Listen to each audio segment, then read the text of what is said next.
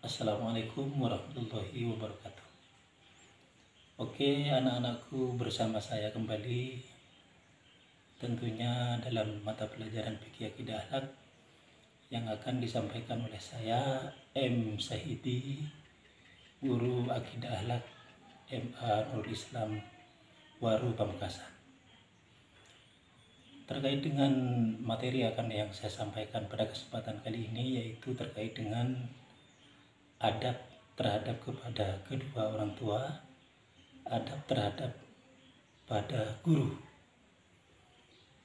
Mari kita pahami bersama bahwa adab itu memiliki interpretasi atau makna yang sangat luas.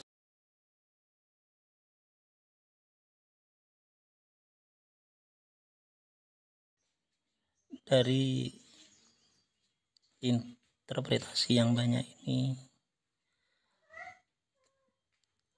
adab dapat definisikan dua. Satu, adab berasal dari bahasa Arab. Yang kedua, adab secara istilah. Adab secara bahasa. Adab secara bahasa, satu, berasal dari bahasa Arab yang memiliki arti kesopanan, kehalusan, dan kebaikan budi pekerti.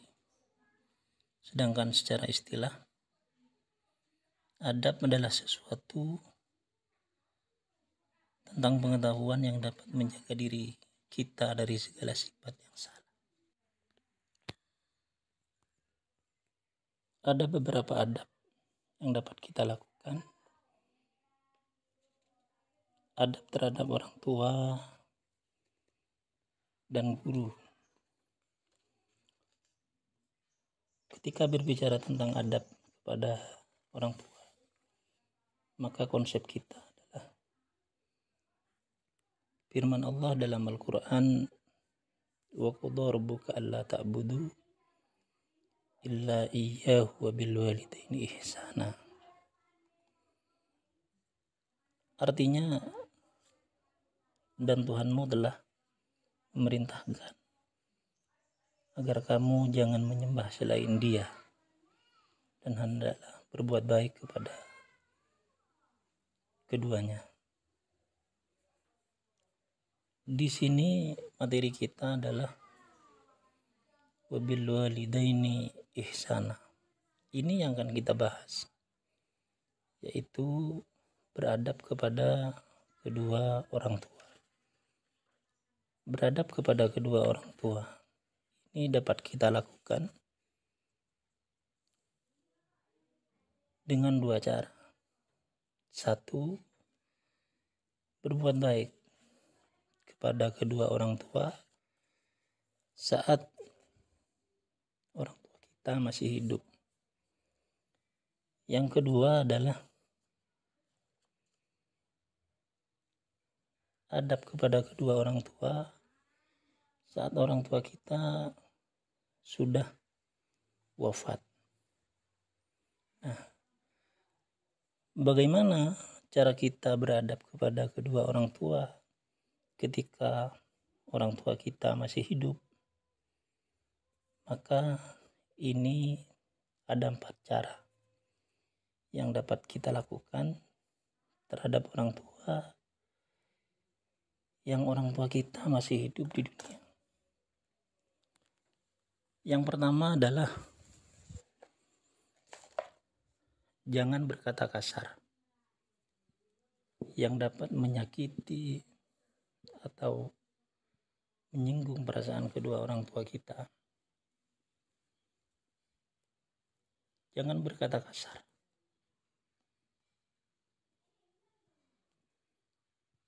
Apalagi sampai marah-marah kepada kedua orang tua. Apalagi sampai memukul mereka. Konsep kita dalam Al-Quran ini sangat jelas. Dalam lanjutan ayat yang tadi saya baca, imma yablughanna indakal kibara ahaduhuma aw kilahuma fala taqul lahuma uffi wa la tanharhuma wa qul lahuma qawlan karima.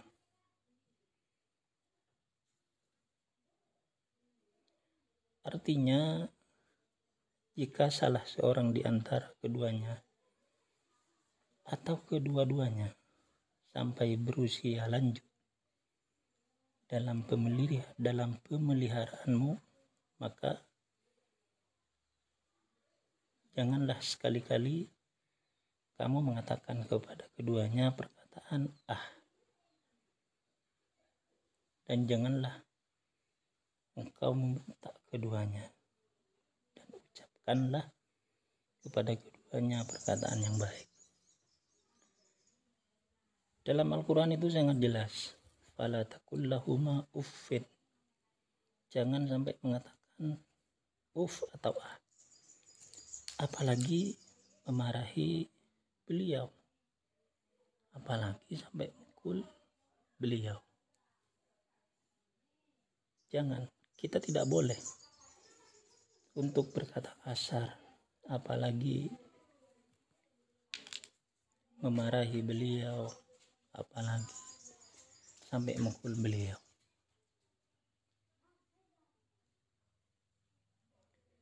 Ini yang pertama yang harus kita lakukan terhadap kedua orang tua.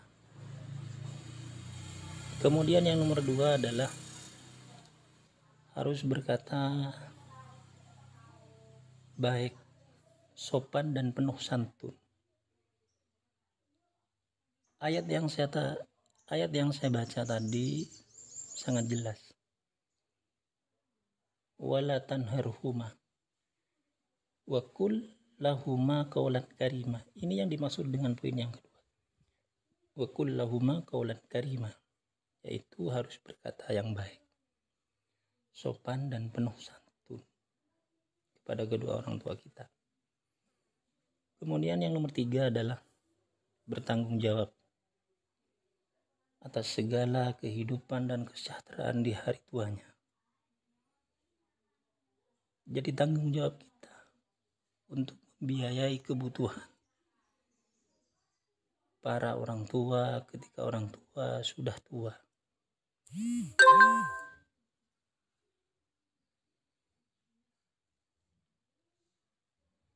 Maka kita selaku anaknya wajib untuk memenuhi segala kebutuhan beliau, apalagi kita mampu. Kemudian yang nomor 4 yang harus kita lakukan ketika orang tua kita masih hidup, yaitu senantiasa kita mendoakan kedua orang tua agar selalu berada dalam lindungan dan kasih sayang Allah Subhanahu wa ta'ala. Orang tua kita harus kita doakan. Konsep yang sering diajarkan adalah Rabbi firli wali walidayya warhamhuma kama rabbayani shaghira.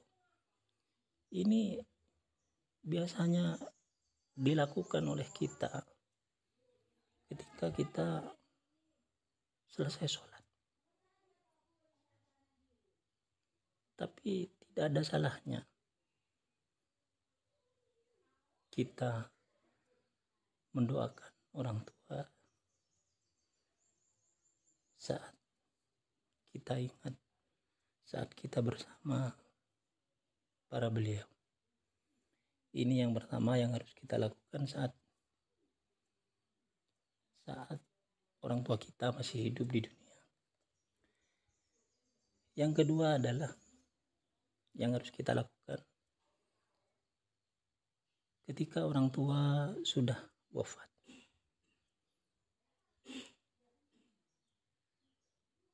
Saat orang tua kita wafat, ini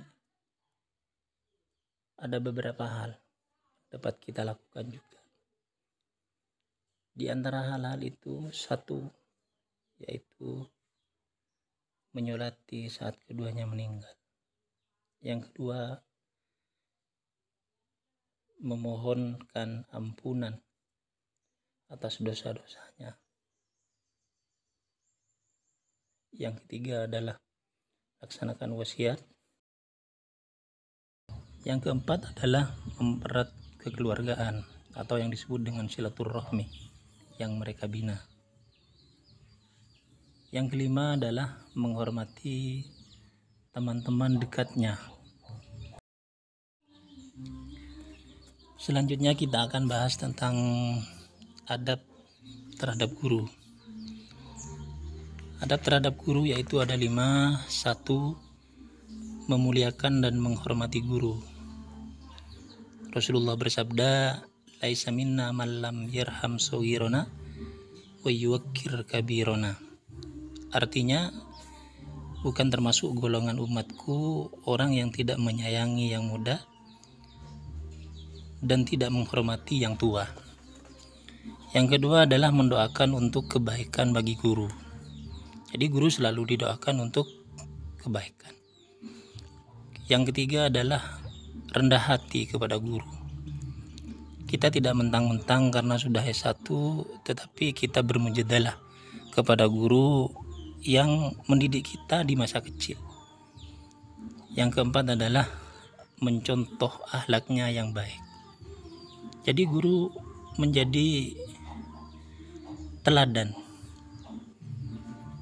Yang kelima adalah menenangkan hati guru. Artinya dengan kehadiran kita tidak membuat hati guru gelisah, tetapi dengan kehadiran kita membuat hati guru senang dan gembira. Mungkin ini materi yang dapat saya sampaikan pada kesempatan kali ini.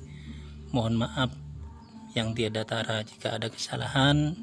Mudah-mudahan bermanfaat. Assalamualaikum warahmatullahi wabarakatuh.